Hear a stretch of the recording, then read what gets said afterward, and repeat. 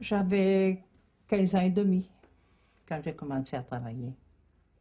Dans un magasin de tissus, mais en étage. Mon père a dit, tu vas aller travailler, hein, mon garçon, et il est temps d'y aller, tu as 14 ans. C'était la mode comme ça, et c'était l'âge, c'était l'âge. 14 ans, c'est 14 ans. Oui, mais je travaillais, j'allais à l'école le soir, j'étais à l'école du soir. On a toujours eu quelque chose, toujours, toujours, toujours. On n'a jamais repris le travail après une grève sans rien. On a toujours eu quelque chose. C'était très facile, il y avait une très forte demande. Par exemple, chez IBM, on embauchait entre 25 et 40 ingénieurs par mois. On dit, ah ben on embauche au Crédit Lyonnais, bon bah, j'y suis allée quoi. Et j'ai été prise tout de suite.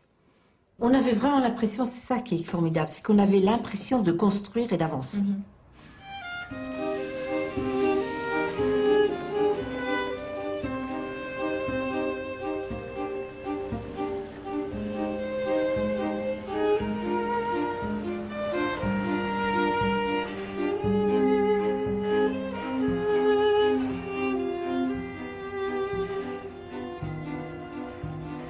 Que regardent-ils ces ouvriers d'un autre siècle? On ne le saura pas. Et ces ouvrières, souriantes ou fatiguées, vers quoi marchent-elles? Les uns et les autres appartiennent à une même mémoire, la nôtre. Entre 1906 et 1975, le monde du travail s'est métamorphosé. 70 ans de lutte entre travailleurs et employeurs, 70 ans d'évolution économique, 70 ans de transformation du rôle de l'État. Dans ces années-là, s'inventent les idées mêmes de droit du travail, de retraite, de protection sociale, en un mot, de salariat. Toute une histoire qui continue à s'écrire. Pour la raconter, on pourrait commencer ainsi.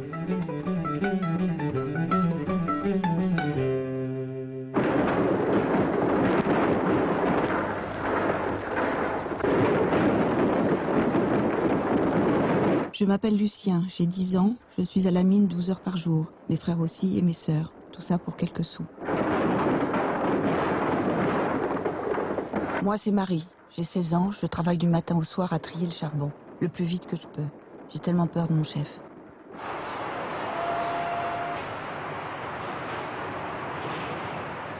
Au début de l'autre siècle, la France est un pays de rentiers et de propriétaires. Les travailleurs sont ceux qui ne possèdent rien, seulement leurs bras à vendre, que le patron achète comme marchandise au jour, la journée. L'ouvrier est payé à la tâche.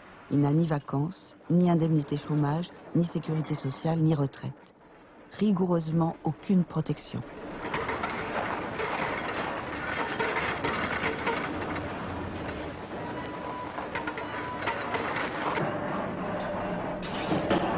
À la fin du 19e siècle, c'est la propriété qui protège, justement, en cas de maladie, de vieillesse impécunieuse. Vous avez des ressources, mais qui sont vos propres ressources.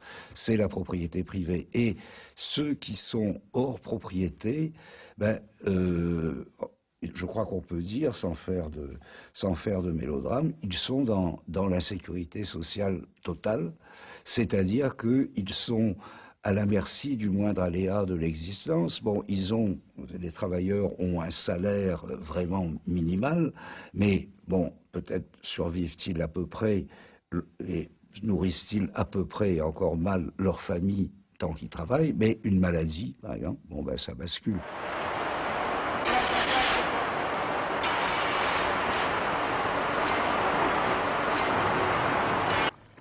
Comme le père de Marcel, ils sont des milliers à se tuer au travail à petit feu ou par accident. En 1898, un premier grand bouleversement juridique intervient. Jusque-là, les victimes d'accidents du travail, pour être indemnisées, devaient prouver que la faute incombait au patron. Une victime sur 5 y parvenait. La nouvelle loi reconnaît le principe de la responsabilité de l'employeur. Ce texte va conduire au début du XXe, dans la première décennie, à se poser la question de savoir qui sont, dans le fond, ces employés et salariés bénéficiaires de la protection instaurée en avril 98. Qui sont-ils? Et les juges se disent, mais dans le fond, nous ne savons pas. Nous ne savons pas définir juridiquement ces gens-là. Et c'est là que on va inventer, en somme, le statut de salarié. Le statut de salarié à travers le contrat de travail.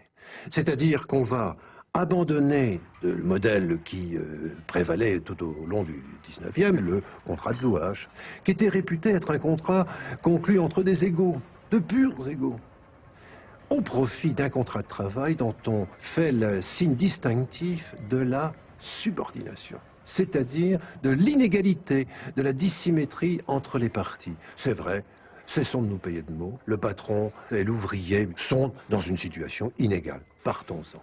Et en quoi est-ce important?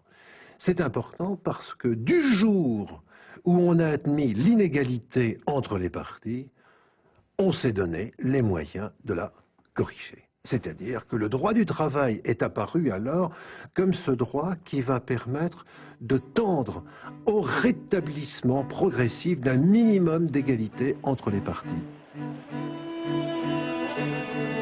Un minimum d'égalité, un début. Dans les faits, en 1906, les salariés ne peuvent compter que sur eux-mêmes. Il existe un seul syndicat national, la Confédération Générale du Travail, la CGT. Elle s'est donnée pour mission d'abolir le salariat, pas celui qui va se construire au fil du siècle, mais cet état indigne des travailleurs de l'époque. La CGT ne croit pas aux réformes. Elle veut la révolution par la grève générale. Une seule revendication concrète fait l'unanimité, c'est la réduction du temps de travail, la journée de 8 heures. Une question de survie. Moi, j'ai vu mon père arriver, qui devait travailler à bord d'un bateau. Il avait commencé à 7 heures du matin, il rentrait vite à 7 heures du soir pour manger. Il allait jusqu'à 4 ou 5 heures du matin et il reprenait à 8 heures, il dormait pas ou il dormait dans son fauteuil. C'était courant et ils n'avaient pas intérêt de refuser. C'est pas avec sa paye qu'il pouvait y arriver. Et puis il travaillait beaucoup après ses journées aussi. Il travaillait, il faisait des maisons après ses journées. Non, il a fallu qu'il travaille toujours. C'était pas des 12 heures, c'était des 14 et 15 heures par jour. Les patrons voient rouge. Une journée de 8 heures ne servirait en rien à la santé du travailleur. Elle empêcherait l'ouvrier de gagner plus. Nous serions en totale infériorité vis-à-vis de nos concurrents étrangers.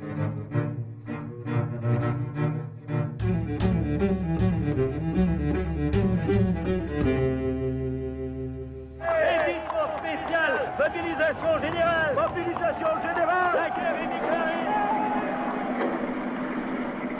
À chacun son front. Les hommes dans les tranchées, les femmes à l'usine.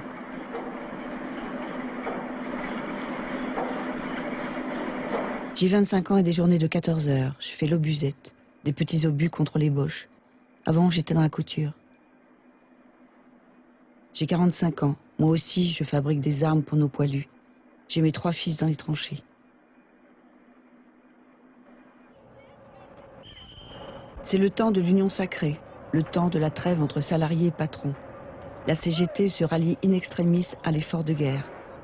Provisoirement, la lutte des classes s'arrête.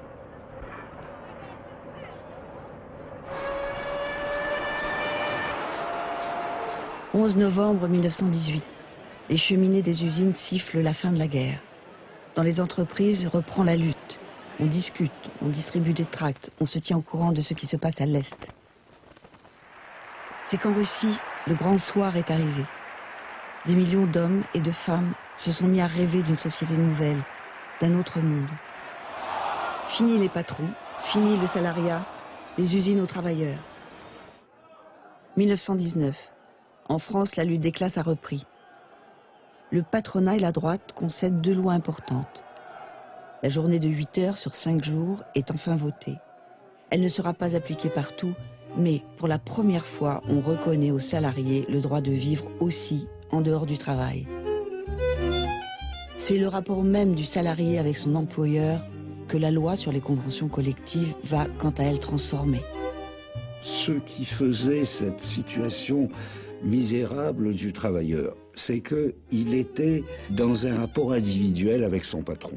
Or, avec les conventions collectives, ça change fondamentalement les choses parce que le collectif ouvrier pèse d'un poids considérable, bien que pas pas déterminant, pas hégémonique, et fait que le salarié qui vient à l'embauche, par exemple, bon, n'est plus dans une situation de face à face avec son patron, situation dans laquelle, bon, il se fait toujours avoir, si j'ose dire, mais là, il peut s'appuyer sur ces règles qui ont été collectivement négociées et qui, de surcroît, ont force de loi. Les conventions collectives sont sous la coupe du Code civil, ce qui veut dire qu'elles ne s'appliquent qu'à ceux qui les ont conclues.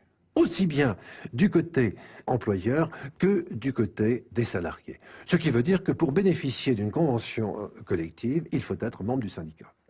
Les employeurs vont trouver le truc. Pour échapper à la convention, eh bien, il suffit de se retirer du syndicat. Et du même coup, le texte de 1919, prometteur en soi, annonciateur d'un bel avenir, eh bien, sera pour l'essentiel un coup d'épée dans l'eau.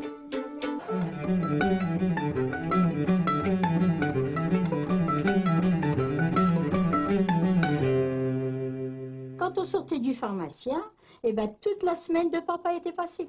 Ah oui. On n'avait plus un sou.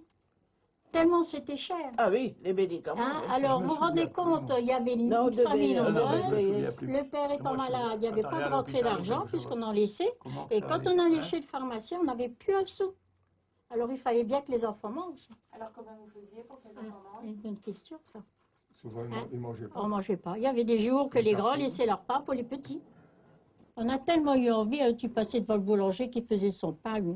La bonne odeur. Oh là là. Elle se passait sous l'eau. Les profits s'accumulent, la protection sociale traîne encore. En 28 et 30, 2 lois rendent obligatoire non seulement la retraite, mais aussi l'assurance santé. Seuls les salariés les plus pauvres sont concernés pour des remboursements très faibles. Mais c'est un progrès.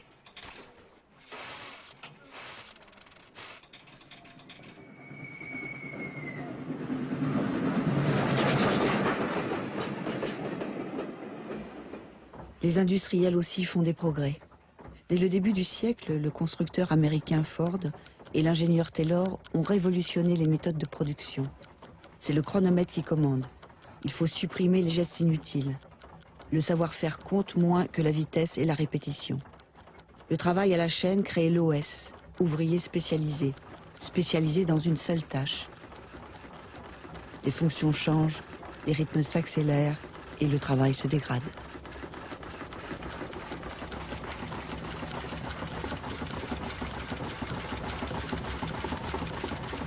En France, dans l'entre-deux-guerres, l'organisation scientifique du travail envahit les grandes industries. Les ouvriers tentent bien de résister, mais une nouvelle onde de choc arrive d'Amérique. Krach boursier puis économique. C'est la grande crise de 29.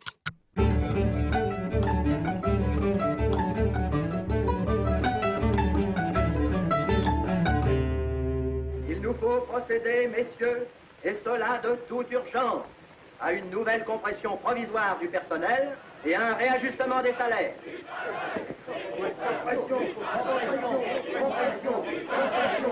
du pain, du travail, et du pain, du travail, et du pain. La crise vide les entreprises et remplit les soupes populaires. Sans allocation chômage, il reste la faim ou l'humiliation. Ceux qui ont encore du travail voient chaque semaine leur salaire baisser. Ce sont grèves, marches, manifestations. Devant la crise économique et sa conséquence, la montée des fascismes en Europe, une certaine France se serre les coudes. Les partis, les syndicats, les intellectuels de gauche se regroupent, lèvent le poing. Ils font front.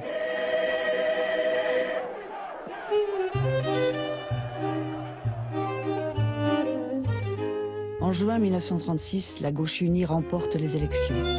La voici au pouvoir pour la première fois. C'est le Front populaire. Avant même la nomination du gouvernement de Léon Blum, 2 millions de salariés occupent usines, entreprises, grands magasins. Le gouvernement s'engage, la troupe n'interviendra pas. Les patrons sont terrorisés.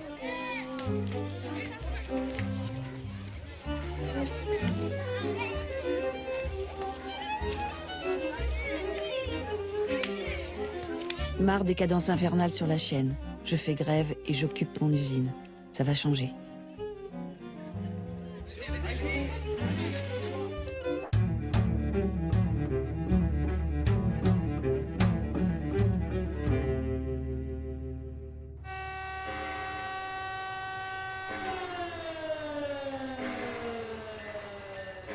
Il a fallu travailler. Si j'ai voulu avoir ma maison, si j'ai voulu mettre les enfants un petit peu à l'école, si on a voulu aller en vacances et tout ça, il a bien fallu...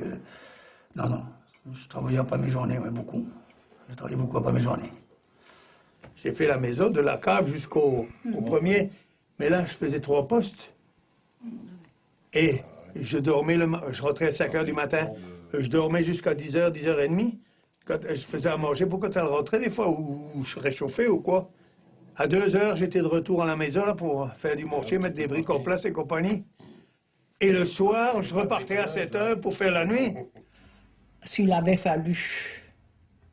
Mais autrement, non, on ne pouvait pas vivre qu'avec un salaire. Surtout avec un enfant. Hein. Les salaires, tant qu'on n'était pas à un niveau de cadre, les salaires étaient quand même pas élevés. Un ouvrier qualifié, P3 par exemple, était mieux payé qu'un employé qualifié au Crédit Lyonnais. Oui, ça c'est sûr.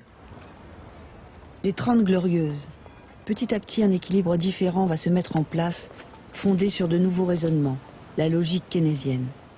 Les droits sociaux récemment acquis, santé, retraite, alimentent en fait la machine économique. Et les salaires, mais ce sont aussi des revenus à dépenser. Et puis, il faut tout reconstruire.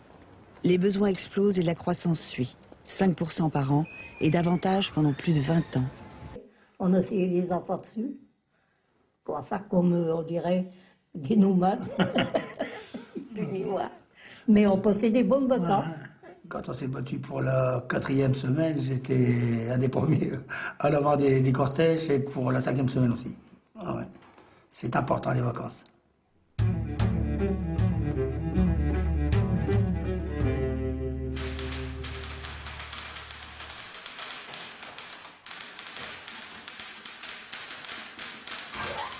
L'automatisation se généralise. Tout a l'air plus facile. Pas si simple. Les salariés commencent à aspirer à autre chose. Nous, les filles, n'avaient pas le droit de venir en pantalon. Les seules qui étaient autorisées, c'était l'hiver, celles qui habitaient loin et qui devaient attendre le train sur le quai de la gare. Et elles arrivaient en pantalon. Elles se changeaient au vestiaire pour mettre leur robe. Voilà. Elles n'avaient pas le droit de mettre le pied dans le service en pantalon. Ça, c'était très strict. Hein, ça. Et ça pouvait être une cause de sanction. Ouais. Hein. Et bien plus important qu'une petite faute professionnelle. Il fallait être ou tout en noir, ou noir et chemisier blanc. Bon. Les chaussures tenues derrière, n'est-ce pas? Ah oui, pas des savates, pas comme de ils savates. disaient. Moi, un jour, je vous ai dit, je ne vais pas être bien coiffée, je mets un serre-tête velours. Il m'a dit, c'est pas Pâques. Oh, ben, comme ça, hein. On avait ce qu'on appelait, ça s'appelait les cages, où ils étaient dans des trucs en verre, et tous les gens faisaient la queue pour porter les vœux au chef de service. C'était vitré parce qu'il fallait qu'ils surveillent. Ah oui, c'est ça, oui. Parce qu'il fallait qu'ils aient un œil sur le... De côté, partout. Et si c'était de très grandes salles, même quelquefois, leur bureau était sur une estrade. Voilà. Pour avoir une vue plus importante sur le service. Et ça, on voyait beaucoup ça dans les ateliers mécanographiques où il n'y avait que des femmes. Elles étaient 50 ou 60 ou 100 dans le service, alignées, des machines alignées, et l'estrade avec la chef de service et ses 2 adjointes qui regardaient sur une estrade. Ça n'a jamais été une maîtrise qui nous apprenait quelque chose. C'était une maîtrise pour répréhensif, qui 5 minutes, si on allait trop souvent aux toilettes, c'était pas bon. Le casse-croûte, c'était 20 minutes, c'était pas 22 minutes. Et je me rappelle qu'il y avait une série de pièces où il y avait un petit problème.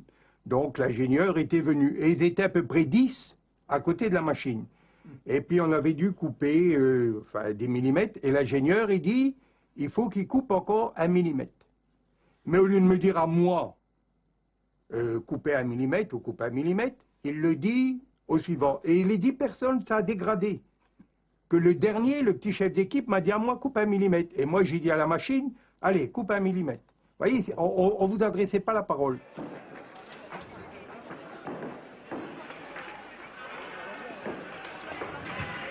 En mai 68, les étudiants explosent.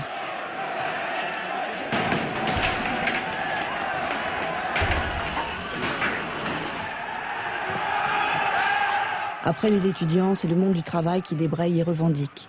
Avec plus de 8 millions de salariés en grève, la France est totalement immobilisée. Les étudiants explosent.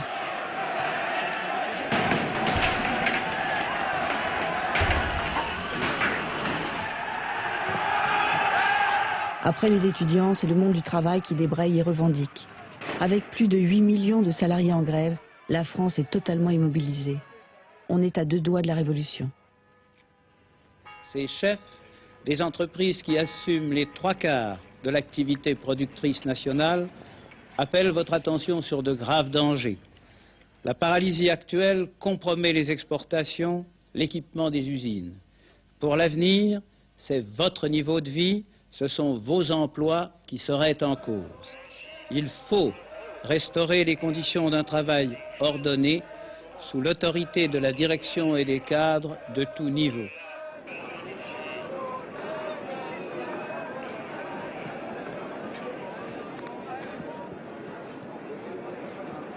Mais là, la hiérarchie a changé. Tout a changé, la mentalité des gens a changé. On a eu une autre génération, une génération qui voulait s'exprimer, qui ne voulait pas subir, qui voulait faire voir, bon, je suis peut-être à manœuvre pour le travail parce que j'ai pas eu la formation, mais j'ai quand même une intelligence. Dans le milieu ouvrier, on n'était plus considéré comme rien, qu'on n'avait rien à dire, on pouvait s'exprimer. On s'est pas mis en grève, mais tous les jours, quand on allait travailler, on était sur place et on discutait des événements. Alors on regardait ce qui se passait ici, à droite, à gauche, les manifestations, les voitures, le Charletti, tout ça créait une discussion. Tout le monde n'était pas d'accord, mais il y avait une discussion. Donc pour moi, ce qui est arrivé, c'est une première grande prise de conscience de vivre chez IBM en tant que salarié. Le propre de mai 68, à mon avis, ça a plutôt été quelque chose comme une, je dirais pas une révolution, mais enfin, quand même un bouleversement assez profond dans l'ordre culturel. Un bouleversement accompagné aussi d'avancées bien concrètes, obtenues après plus de 30 heures de négociations acharnées. Le gouvernement, de son côté, ne peut manquer de souligner les exceptionnels sacrifices financiers et budgétaires que ces décisions entraînent et les avantages sociaux tout à fait exceptionnels aussi qui sont accordés en une seule fois à tous les travailleurs en lutte. C'est le caractère extraordinairement sérieux de la crise actuelle qui seul a permis d'aboutir à des concessions aussi importantes. Des concessions, dit Georges Pompidou avec difficulté. Il est vrai qu'elles sont de taille. Les salaires grimpent de 10%, le SMIC de 25%, et les syndicats sont officiellement reconnus dans les entreprises.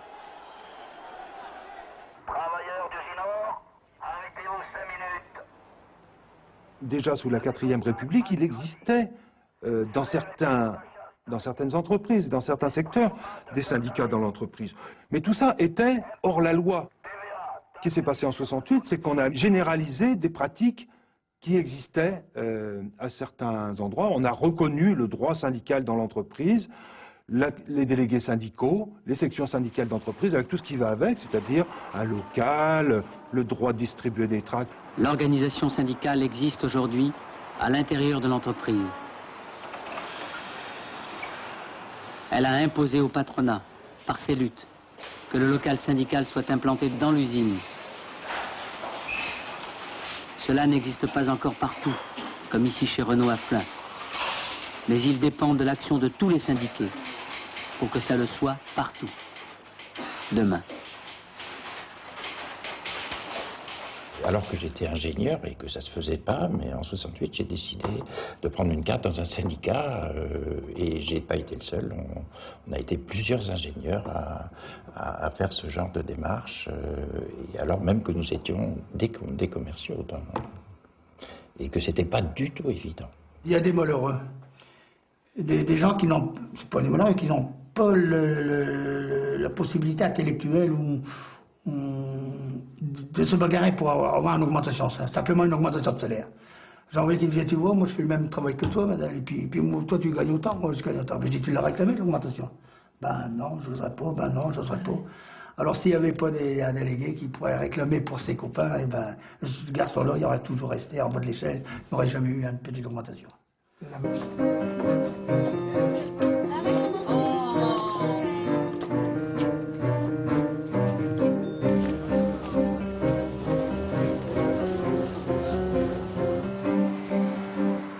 différence, oui. Comme une confiance dans l'avenir qui se serait envolée. Pourtant, du début du siècle au milieu des années 70, les travailleurs avaient sans cesse amélioré leur situation. Au bout de la nuit, le contrat à durée indéterminée, la sécurité sociale, la retraite, le droit du travail, le SMIC, tout ça semblait garantir l'avenir. Chacun était persuadé que ses petits-enfants auraient une vie plus belle. 30 ans plus tard, cruel constat, tout a changé autour de nous. Le chômage de masse s'est installé, la sécurité tant espérée s'est noyée dans de grands mots. Internationalisation des marchés, dérégulation, perte de pouvoir des États face aux multinationales. Pour les salariés, après le temps de l'espoir, est venu le temps du doute. Que leur est-il arrivé? On pourrait raconter cette histoire ainsi.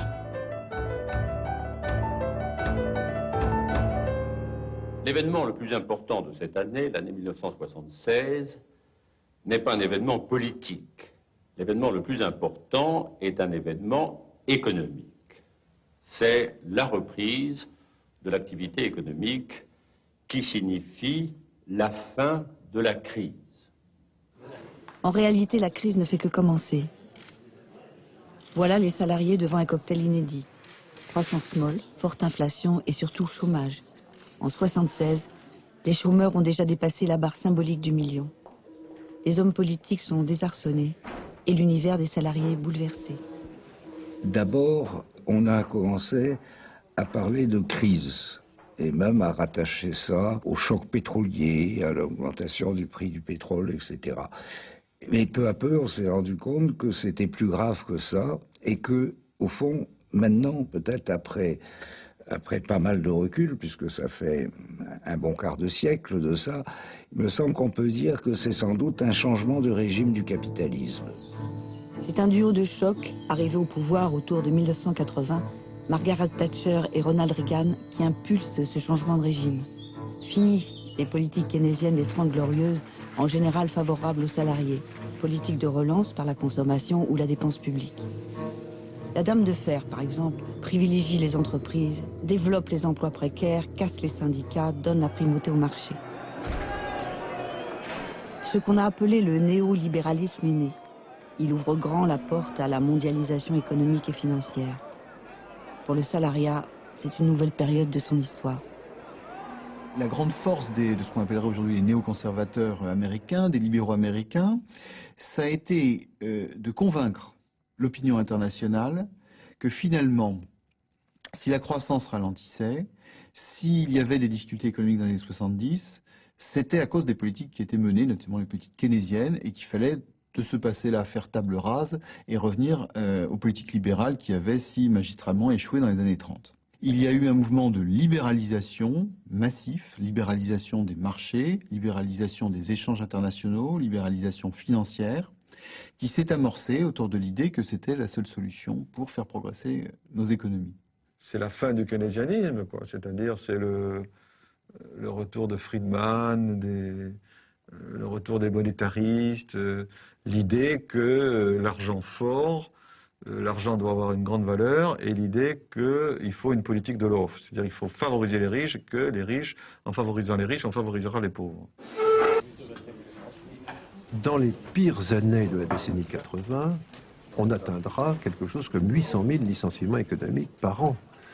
Donc une déstabilisation qui conduit à s'interroger sur la pertinence même du contrat à durée indéterminée. Et on en vient à se demander s'il n'est pas nécessaire, indispensable, d'imaginer quelque chose qui serait comme une généralisation de la flexibilité. Déjà, la question est posée, la flexibilité.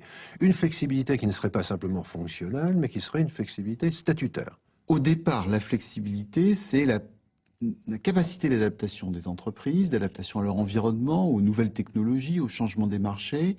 Et ça, c'est la force extraordinaire du capitalisme, ce qui fait que le capitalisme a tenu malgré les prédictions de Marx, malgré les crises récurrentes du 19e siècle et la grande crise de 1929. Le capitalisme a su en permanence se renouveler, s'adapter parce qu'il est flexible.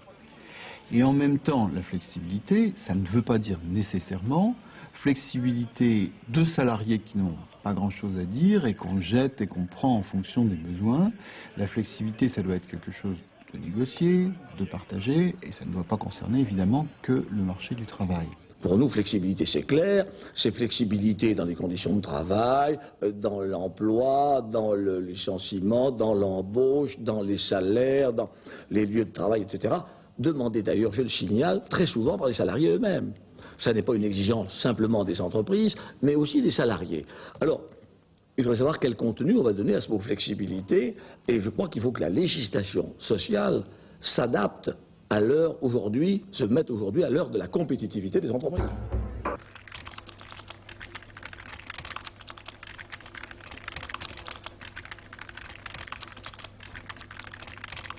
Le capitalisme, c'est un capitalisme où le salarié n'est plus que, je dirais, l'amortisseur en quelque sorte. C'est la soupape de sûreté, le salarié. Donc il n'est plus dans un jeu à part égale avec le capital où c'est l'État qui est l'arbitre, et c'est un arbitre bienveillant vis-à-vis du travail, l'État. L'État se désengage et devient, comme toujours, il devient un arbitre bienveillant en faveur du capital. Pour le CNPF, toujours en quête de flexibilité, l'objectif est de réaliser des gains de productivité grâce à une meilleure utilisation des équipements et à un aménagement du temps de travail. Ainsi, les machines pourraient fonctionner jour et nuit, 7 jours sur 7. On pourrait également demander aux salariés de travailler plus longtemps quand les carnets de commandes sont chargés et de se reposer dans les périodes creuses. Sans investissement supplémentaire, les usines produiraient plus, ce qui abaisserait les coûts de production. Cette flexibilité est déjà entrée dans les faits. De nombreuses entreprises l'appliquent déjà, mais dans certaines limites que le patronat voudrait élargir. Le gouvernement suit le patronat. En 1993, la loi quinquennale sur l'emploi d'Édouard Balladur accroît encore la flexibilité du temps de travail, aux grandes dames des syndicats. Les points qui choquent le plus concernent tous l'ensemble des mesures qui liquident la législation sociale. Quoi, par exemple? Par exemple, l'annualisation du temps de travail, par exemple la généralisation du temps partiel. L'un ajouté à l'autre. C'est les mains libres pour le patronat d'utiliser les salariés comme il veut, quand il veut, dans les conditions il veut, en ne payant plus les heures supplémentaires, en déplaçant les congés payés. Bref, c'est vraiment le salarié taillable et corvéable à merci.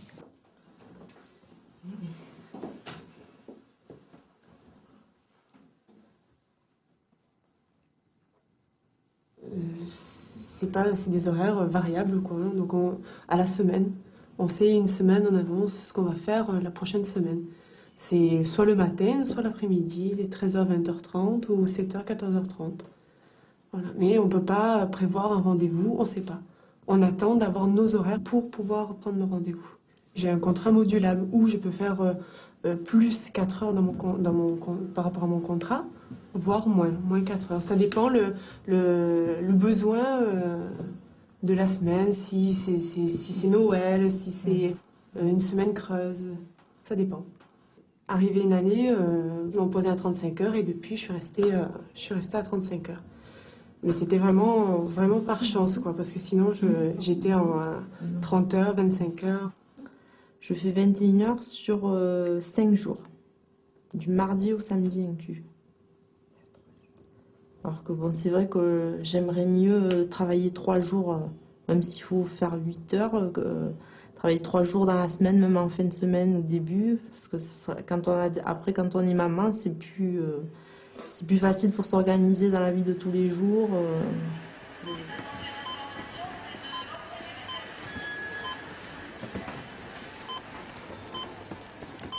La logique de l'entreprise néolibérale, ça consiste non plus à rechercher l'adhésion des salariés aux objectifs de l'entreprise, mais à les contraindre à coopérer avec l'entreprise. Et donc cette coopération forcée, sous la menace du chômage ou de la précarité, oblige les salariés à accepter que leur travail devienne de plus en plus exigeant, à la fois en termes physiques, mais aussi en termes intellectuels, cognitifs. Il faut faire attention à de plus en plus de choses, tenir de plus en plus d'objectifs simultanément, même des objectifs parfois contradictoires, ce qui fait que souvent on est pris dans des dilemmes extrêmement compliqué. On nous demande d'augmenter la qualité, mais en même temps, on nous demande d'aller plus vite.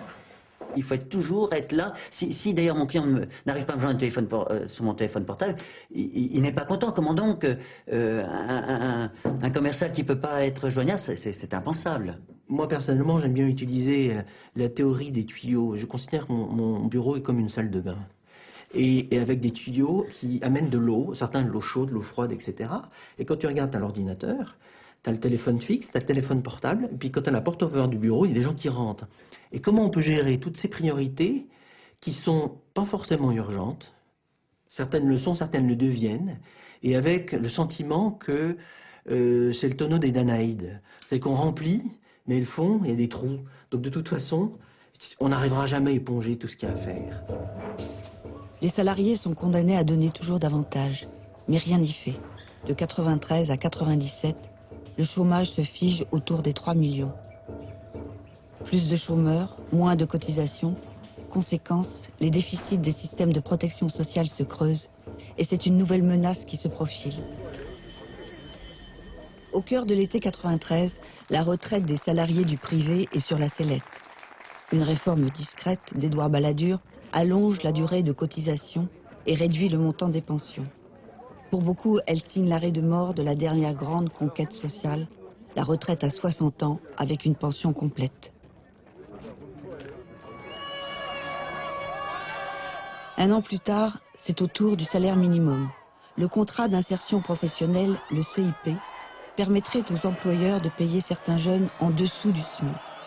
Est-ce le début de la fin pour le salaire minimum? La réaction est massive et victorieuse.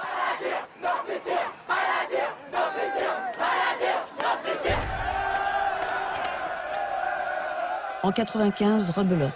Le plan Juppé met le feu aux poudres. Le gouvernement veut allonger la durée de cotisation retraite des fonctionnaires et des régimes spéciaux, RATP, SNCF et autres, pour l'aligner sur celle du privé. Il veut aussi imposer aux ménages un nouvel effort pour financer la Sécu.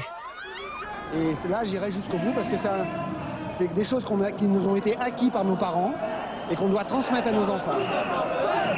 C'est la plus grave crise sociale depuis 68. Le mouvement dure. Sur la retraite des fonctionnaires et autres régimes spéciaux, les salariés gagnent, pas sur la Sécu. L'addition est particulièrement lourde pour les chômeurs et les retraités aux revenus proches du SMIC. Ça accommode très bien une masse de chômage énorme pour la simple raison que le chômage fait pression sur les salaires. Qui dit chômage important dit salaire faible, ça veut dire là aussi masse salariale qui ne bouge pas beaucoup. Donc ça c'est très intéressant. Le chômage est quelque chose de structurel. C'est absolument pas une question de marché du travail, le chômage. C'est vraiment un problème structurel qui fait qu'on peut maintenir une pression forte sur les salaires.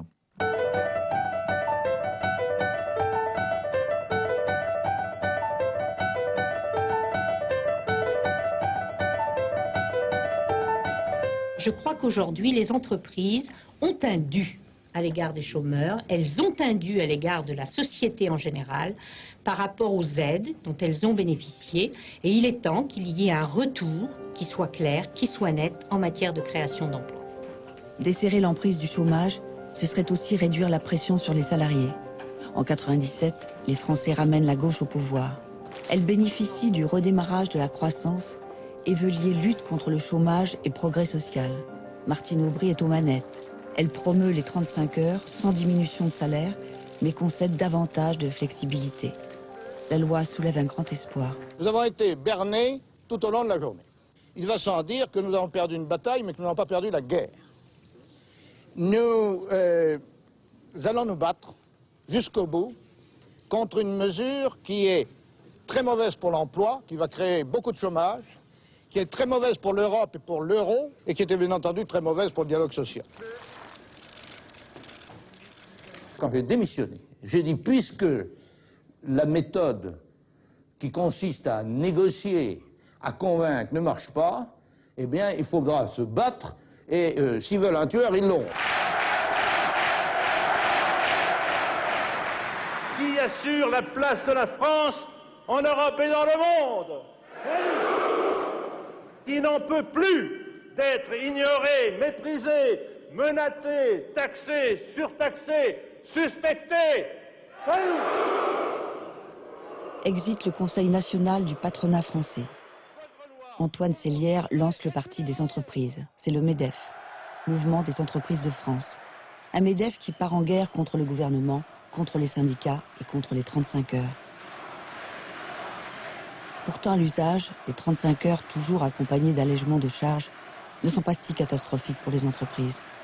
Avant, la pause était comprise dans notre durée du travail. Nous avions le droit, par exemple, on faisait 8 heures par jour et on avait droit à une demi-heure de pause payée. Donc on faisait en réalité 7h30 de travail effectif. Aujourd'hui, on a sorti, enfin, dans le cadre de la 35 heures, ça a été sorti. Je veux dire, on fait 35 heures de travail effectif, plus notre temps de pause. Voilà. À chaque prise de poste, en tout, on pointe 4 fois. Ben, on a même demandé de pointer pour aller aux toilettes. Ouais. Il y a encore des caissières qui pointent lorsqu'elles vont aux toilettes, alors que c'est strictement interdit. Des fois, je pointe tellement que je ne sais même plus si j'ai pointé. On est obligé de vérifier avec notre carte. On interroge la pointeuse pour savoir si on a bien pointé ou pas. Difficile à tenir si on respecte les horaires, du fait des tâches administratives qu'il y a à faire, en plus du contact clientèle, d'un tas de choses qui viennent se greffer, qui, elles, ne sont pas mesurées de la même manière que les actes commerciaux. Et donc, on se retrouve avec des salariés qui sont régulièrement en dépassement de leur horaire conventionnel, qui ont la possibilité de les déclarer, mais qui ne les déclarent pas. Parce que quand ils les déclarent, ils ont régulièrement comme réflexion: comment se fait-il que tu aies fait des heures supplémentaires? Moi, je l'ai eu. Comment se fait-il que tu fais des heures supplémentaires? T'en fais pas plus que les autres, en termes de résultats. Ça veut dire que tu ne sais pas bien travailler, ou que tu t'organises mal. Ça, on l'entend beaucoup. Mal organisé. Et que les autres sont quand même très nettement meilleurs que toi.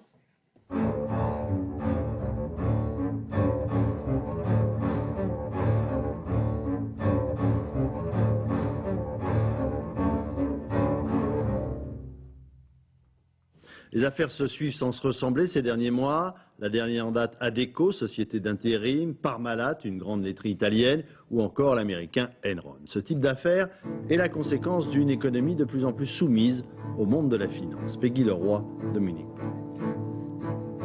Comptes truqués, entreprises ruinées. Certains patrons sont prêts à tout pour rassurer la bourse. En ces années 2000, les dérapages du capitalisme financier éclatent au grand jour. En France, ils prennent le visage de Jean-Marie Messier. Pourtant, ce système continue à dicter sa loi. Il s'accélère même. Fusion, acquisition. Pour rester compétitives, les entreprises sont devenues géantes et internationales. Elles pèsent de plus en plus sur les États, les mettent en concurrence. Au bout de la chaîne, les salariés sont les plus touchés. J'ai fait à peu près une dizaine d'années d'intérim. Après, j'ai fait plusieurs boulots différents. J'ai fait chauffeur, j'ai fait vendeur, j'ai fait un peu de tout, quoi. J'ai eu la chance d'être embauché dans une société de textile aussi, en CDI. J'ai bossé pendant 5 ans et du jour au lendemain, la société, ça faisait 10 ans qu'elle était là. C'était une société belge et puis du jour au lendemain, ils ont fermé leurs portes, quoi. Donc du jour au lendemain, j'ai dû tout recommencer à zéro encore une fois. Je suis reparti en intérim, toujours avec des boulots différents. Et j'avais un ami qui était rentré ici en intérim. Et puis moi, j'ai fait 14 mois d'intérim, et puis suite à ça, j'ai eu la chance d'être embauché. Je suis rentrée en 2000, j'ai été embauchée en 2003, 3 ans. À peu près 3 ans, ouais. Et des contrats d'une durée de 1 an, à chaque fois. Moi, j'ai même plus d'espoir de me faire embaucher, quoi. Ça n'existe pas. Nous, on le voit à l'usine, hein. Les intérimaires qu'il y a maintenant, là, ils n'ont pas d'espoir d'être embauchés.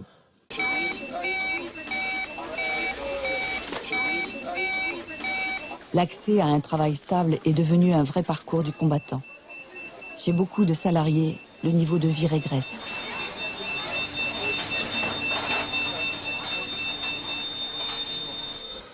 Non, la dernière fois que je suis parti en vacances, c'est il y a 3 ans, 1 semaine. Avec la voiture de mon père.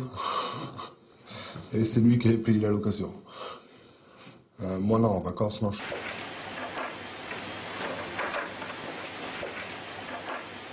En principe, il reste un statut de l'emploi, mais on pourrait se demander, paradoxalement, si c'est pas lui qui est en train de devenir atypique. Aujourd'hui, si, en termes de stock, c'est-à-dire des gens qui sont au travail depuis longtemps, le CDI est encore majoritaire.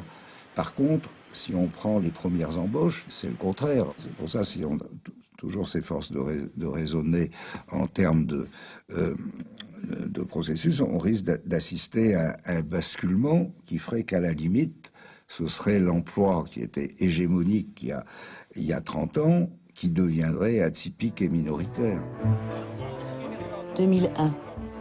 Les événements du 11 septembre aux États-Unis entraînent une nouvelle rupture de la croissance.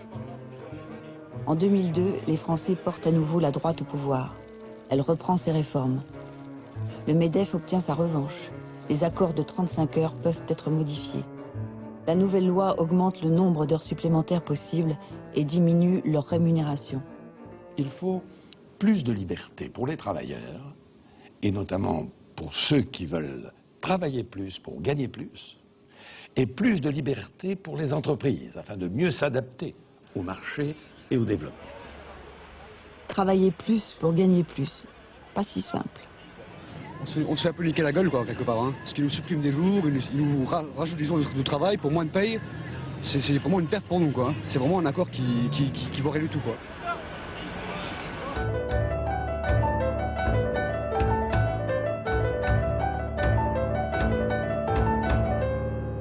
Le personnel du carrefour de Port-de-Bouc dans les Bouches-du-Rhône est en grève depuis 8 jours aujourd'hui. Un mouvement pour demander des tickets restaurants, une revendication qui, pour l'instant, n'a pas été satisfaite par la direction. Christine Donato et Joseph Louvet. Le départ de cette bataille-là, elle était liée à justement une très grande précarité et au salaire.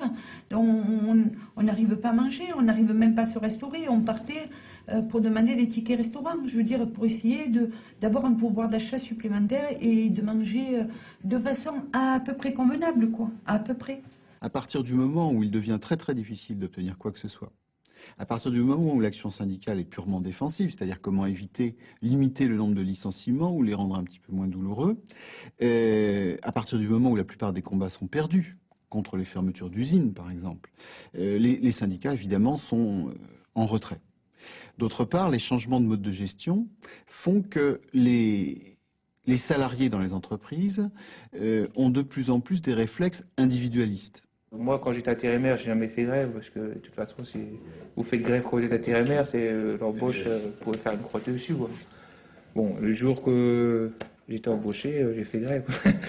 Avec l'embauche d'un intérimaire, ben ça c'est un peu bloqué dans le grève aussi, parce que le patron il utilisait les intérimaires pour faire le travail des grévistes. Donc ça a cassé les mouvements sociaux. On n'a plus cette habitude de se regrouper et de se dire que en étant tous ensemble, on est plus fort et chacun reste dans son coin. Or, effectivement, le fait d'être militant, d'être dans une organisation syndicale nous permet d'échanger, d'avoir des débats sur ce et de se rendre compte qu'en fait, on vit tous la même chose. Je crois que c'est par méconnaissance, vraiment, par peur, par méconnaissance, qui ne franchissent pas le pas. Parce que quand on va les voir, ils sont totalement conscients que les conditions de travail se dégradent. Ils ont conscience que les gens prennent des médicaments, se suicident, sont victimes de stress, sont en arrêt maladie. Quand on va les voir, ils vous disent quand même qu'ils sont en souffrance. Et tout est comme ça. Non, il ne faut pas dire qu'il y a un problème parce que je ne vais pas passer conseiller ou on ne va pas me donner ma formation ou on va pas je ne vais pas pouvoir continuer. Bon, ils ont très peur. Gagnant, gagnant. C'est ainsi que le contrat nouvelle embauche, adopté pendant l'été 2005, est présenté par le gouvernement. Réservé aux entreprises de moins de 20 salariés, le CNE est affiché comme un contrat à durée indéterminée. Mais sa période d'essai dure 2 ans. 2 ans pendant lesquels le contrat peut être rompu à tout moment, sans motif. Du jamais vu. La liberté de penser s'arrête là où commence le droit du travail. Aujourd'hui, le droit du travail empêche tout le monde, chef d'entreprise, cadre, salarié, de s'organiser efficacement. Encore un petit effort, ce que le gouvernement propose, c'est à la fois plus protecteur. 6 mois plus tard, le gouvernement revient avec le CPE, le petit frère du CNE. Cette fois-ci, il ne concerne que les jeunes de moins de 26 ans, mais toutes les entreprises y ont accès. Le contrat première embauche est un vrai contrat à durée indéterminée. On est passé du contrat précaire au contrat soluble. Et c'est pourquoi justement le CNE et le CPE étaient si inquiétants, parce que là on s'attaquait directement et frontalement au CDI pour en somme le vider et l'évider de l'intérieur et le subvertir. Le droit du travail est lié au contrat de travail et surtout au contrat de travail à durée indéterminée. Si le contrat de travail indéterminé reste la norme, oui, le droit du travail continuera à être protecteur. Si la précarisation des emplois s'aggrave, le droit du travail ne jouera plus qu'un rôle marginal dans les relations du travail.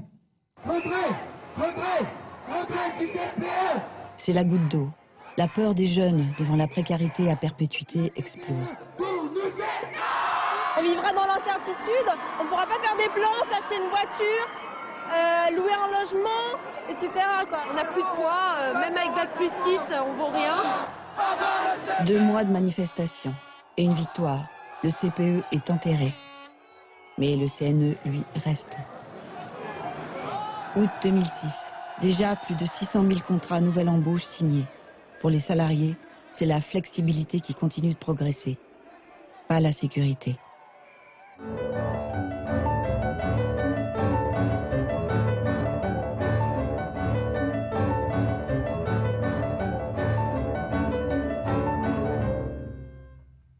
C'est difficile de penser une société moderne complètement homogène, d'une égalité totale des conditions sociales. Par contre, je crois qu'il y a une exigence pour continuer à faire société, c'est que tous les membres, tous les citoyens soient justement et un minimum à la fois de droits et de ressources pour pouvoir être dans des relations d'interdépendance avec leurs semblables, qui fait que d'une société dont nul ne serait exclu, eh bien, ça passe par ces systèmes, ces forts de protection, hein, qui sont, je crois, les conditions de base de participation à une citoyenneté sociale, ce qu'aussi en termes politiques, d'ailleurs, on peut sans doute appeler une démocratie. Enfin, je trouve ce qui est frappant, c'est qu'il n'y a pas de projet véritablement cohérent de réforme de ce système du néolibéralisme. Tout se passe comme si, aujourd'hui, ce système était devenu incontestable, indiscutable. Et qu'il était acquis définitivement que les entreprises doivent être gérées exclusivement pour leurs actionnaires, que les PDG peuvent se verser les rémunérations qu'ils souhaitent, et que tout ça est pour le bien de l'efficacité économique. Bon. Ce sont des postulats qui sont très loin d'être démontrés et qui pourtant, pour l'instant, continuent à faire loi.